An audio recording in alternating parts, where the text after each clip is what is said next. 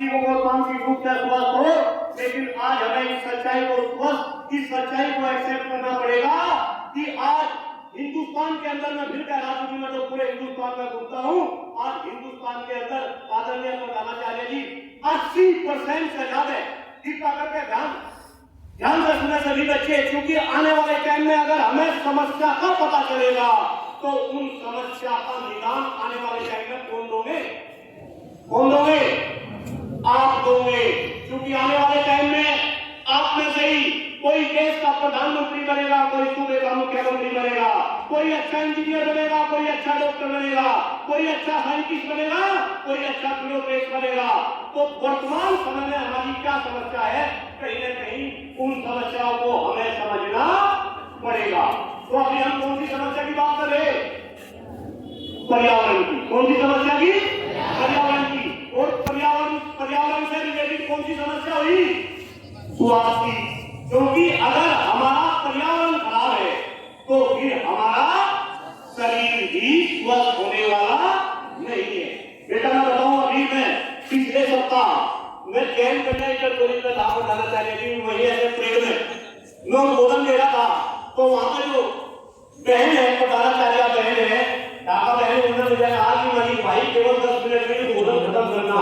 मैंने पूछा बहन ऐसी क्या बात है? उनको वो बच्चियां खड़ी गसा आगे गिरने लगेगी। और वाकई में ऐसा हुआ, मैं 20 मिनट वहां पे बोला, 4 बच्चियां खड़ी गसा आगे गिरने लगी। कहीं न कहीं ये बता कि हमारे बच्चों का शरीर स्वास्थ्य कैसा है। मैं अपने परिवार का एग्जाम्पल देता हूं। जैसा स्वास्थ्य मेरे बाबा जी का था, ऐसा स्वास्थ्य मेरे पिताजी का नहीं रहा। जैसा स्वास्थ्य मेरा है, ऐसा स्वास्थ्य आगे आने वाले हमारे बच्चों का नहीं। तो भाई कैसा काम चलेगा? और स्वास्थ्य के पीछे सबसे बड़ा कारण क्या? पर्यावरण। और पर्यावरण में भी क्या? हवा और जल। तो कहीं ना कहीं इस हवा को भी शुद्ध करना पड़ेगा, इस जल को भी शुद्ध करना पड़ेगा। जो खाद्य पदार्थ हम खाते हैं उनको भी हमें शुद्ध करना पड़ेगा। नहीं करना पड़ेगा? और इसको कौन करेंगे? इसको हम करेंगे, इसको आप करेंगे, इसको हम सब मिलकर करेंगे। अभी परसों बात हो रही थी, अगर हमें पर्यावरण को शुद्ध करना है, अगर हवा को शुद्ध करना है, तो हमें उसके लिए क्या करना पड़ेगा? पेड़ लगाने पड़ेंगे। क्या लगाने पड़ेंगे? पेड़। क्योंकि सब बच्चों को पता है कि पेड़ क्या है, हम क्या ले, हम क्या छोड़ रहे? कार्बन डाइऑक्साइड को ले रहा। यानी कहीं ना कहीं इस चक्र को हमें क्या करना पड़ेगा? दुरुस्त करना पड़ेगा। नहीं करना पड़ेगा। तो ये सब बच्चों को बात समझ आ रही है कि जितने पेड़ लगेंगे ये पर्यावरण, ये हवा उसकी ही शुद्ध होगी। अच्छा, आप में से बहुत सारे बच्चे ऐसे होंगे जो गूगल बाबा को यूज करते होंगे। करते हैं ना गूगल बाबा यूज? है कौन ऐसा बच्चा है आप गूगल बाबा को कौन यूज करता है? अरे करते होंगे, इंटरनेट को यूज करते होंगे बहुत सारे बच्चे हैं। आप ऊपर नहीं कर रहे, लेकिन फिर भी बहुत सारे बच्चे इंटरनेट को यूज कर रहे होंगे। और अगर इंटरनेट को यूज नहीं करते तो जो भी आपके घर में इंटरनेट यूज कर रहा, आज उसको जाकर बोलना कि गूगल बाबा के ऊपर ये बताओ कि पूरे विश्व के अंदर सबसे प्रदूषित शहर कौन से है। फिर क्वेश्चन बोला, पूरे विश्व के अंदर सबसे प्रदूषित शहर कौन से है? मेरे बच्चे जब आप ये सर्च करेंगे तो आपको पता चलेगा कि जो टॉप 10 प्रदूषित शहर आएंगे उनमें से 7 शहर कहां से है? हिंदुस्तान से है, हमारे देश से है। आप सर्च करके देखना कि पूरे विश्व के अंदर सबसे खराब, सबसे प्रदूषित राजधानी किस देश की है, तो आपको पता चलेगा कि सबसे प्रदूषित राजधानी हमारे देश की है, नई दिल्ली। तो मेरे बच्चों, ये हमारे देश सर्वोदय विषय है या नहीं? पर्यावरण शुद्ध करना है या नहीं?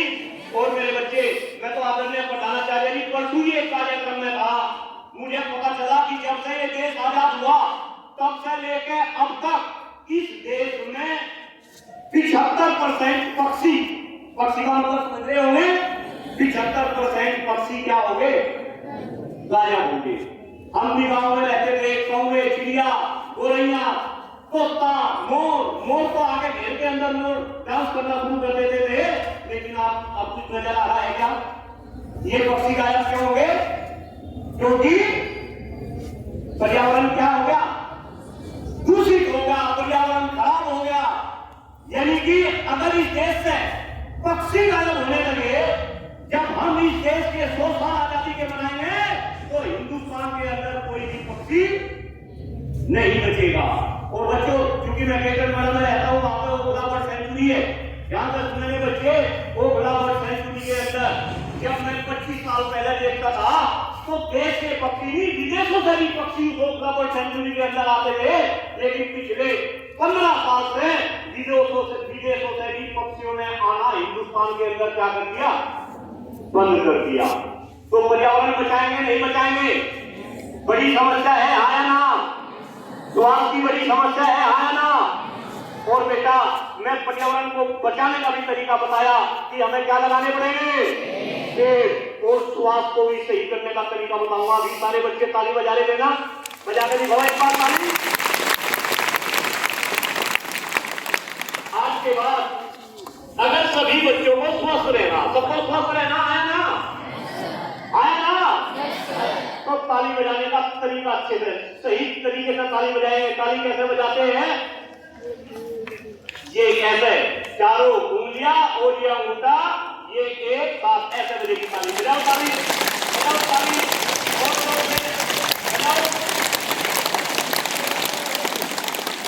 जब हम ऐसे ताली बजाते तो हमारी हथेली के अंदर कुछ एक्यूप्रेशर पॉइंट्स होते हैं, सुना होगा बच्चों ने, होते हैं ना?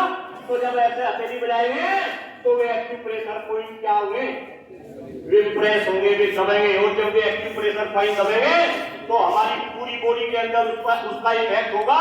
अगर किसी बच्चे को कोई भी बीमारी है तो वो बीमारी क्या हो जाएगी, छूमंतर हो जाएगी। क्या हो जाएगी, छूमंतर। और अगर कोई बीमारी आपके शरीर में आने वाली है तो वो आपके शरीर में नहीं आएगी। तो स्वस्थ रहने का सबसे बढ़िया तरीका क्या, ताली बजाना। क्या बजाना, ताली।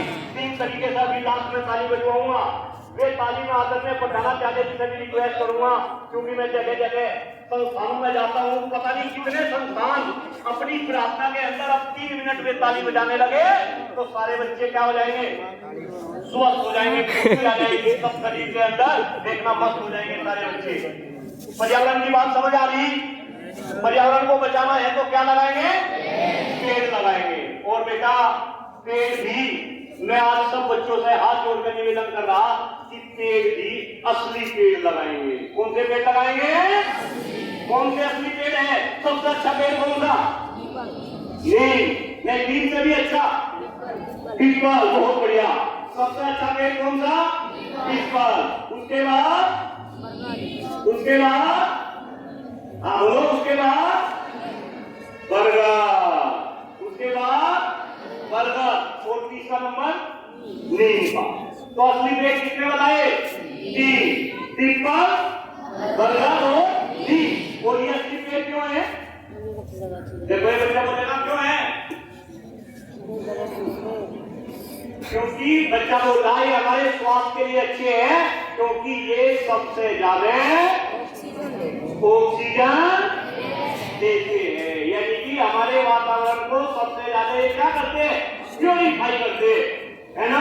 हम जब छोटे छोटे थे गाँव के अंदर बरगद नीम पीपल के खूब पेड़ नजर आते थे, लेकिन अब बरगद नीम पीपल के पेड़ नजर नहीं आते। तो कहीं ना कहीं हमें इसकी संख्या बढ़ानी है, नहीं बढ़ानी है?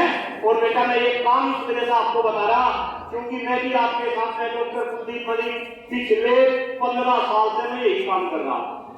और अगर मैं बताऊं कि मैंने कितने बरगद लगा दिए तो शायद इस संस्थान के अंदर कोई भी विश्वास नहीं करेगा। लेकिन मैं आपको ये कह रहा कि आप में से बहुत सारे बच्चे आने वाले समय में ग्रेटर नोएडा के अंदर आएंगे। एजुकेशन का हब है बेटा, 10+2 के बाद जब ग्रेटर नोएडा के आप ग्रेटर नोएडा में आएंगे, वहां पे एजुकेशन लेंगे तो पूरे ग्रेटर नोएडा के अंदर आपको हर जगह बरगद का पेड़ मिलेगा। और जो वो हर जगह पेड़ मिलेगा वो कहीं ना कहीं बेटा मेरे द्वारा और मेरे छात्रों के द्वारा लगाया गया। और मैं आज ये बता रहा कि आने वाले शहर में ग्रेटर नोएडा शहर बरगद सिटी के नाम से जाना जाएगा। पूरे हिंदुस्तान में बरगद सिटी के नाम से, उसमें अगर किसी का योगदान होगा तो वो आप जैसे बच्चों का ही होगा, क्योंकि बच्चों को मैं तो केवल प्रेरित कर रहा हूं बच्चे। तो अगर डॉक्टर कुलदीप मणि ग्रेटर नोएडा के अंदर इस तरीके का काम कर सकता है। तो इस संस्थान के अंदर इतने बच्चे, मैं बताऊं, अभी मुझे बड़ी प्रसन्नता हुई जब मुझे ये पता चला कि शामली जिले के अंदर अगर सबसे ज्यादा बच्चे कहीं पे हैं तो ये आपके इसी संस्थान के अंदर है या नहीं? है ना? तो क्या मेरे पेड़ लगाने के अभियान में आप मेरा साथ देंगे? हाँ या ना? हाँ या ना? क्या एक बच्चा एक पेड़ लगा सके क्या भाई? और पेड़ लगाना नहीं, हमें उस पेड़ की देखभाल भी करनी, उसकी हमें सुरक्षा भी करनी। और पेड़ कौन सा? असली पेड़ कौन से? बरगद, नीम, पीपल। पेड़ कहाँ लगाना? अपनी ट्यूबवेल में लगा दो, कहीं मंदिर में लगा दो, कहीं मस्जिद में लगा दो, गुरुद्वारे में लगा दो, चर्च में लगा दो। एक बच्चा एक पेड़ लगाएगा। और पिछले 5 तारीख से बेटा मैं शामली जिले के हर संस्थान में जा रहा और मैं सुबह सुबह एक शैक्षणिक संस्थान को चुनता हूँ जहाँ पर मैं बच्चों को ऐसे ही प्रेरित करता हूँ। और मुझे बताते हुए फक हो रहा कि मैं जिस भी संस्थान में जा रहा वहाँ किसी संस्थान में 200 बच्चों ने पेड़ लगा दिए, किसी ने 400 बच्चों ने लगा दिए। तो यहाँ तो 2100-2200 बच्चे हैं।